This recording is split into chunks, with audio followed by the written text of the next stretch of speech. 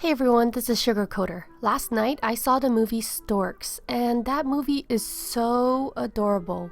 For this video, I decorated birds that look like Newton's cradle, and it is inspired by one of the scenes in the movie.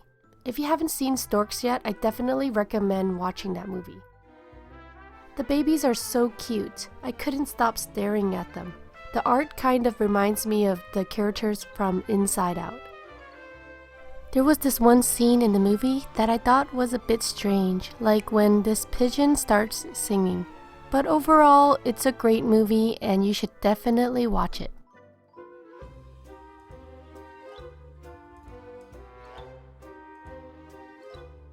If you saw the movie Storks, what did you think about it? Please leave a comment. Thank you so much for watching my video, and I hope that you have a wonderful day.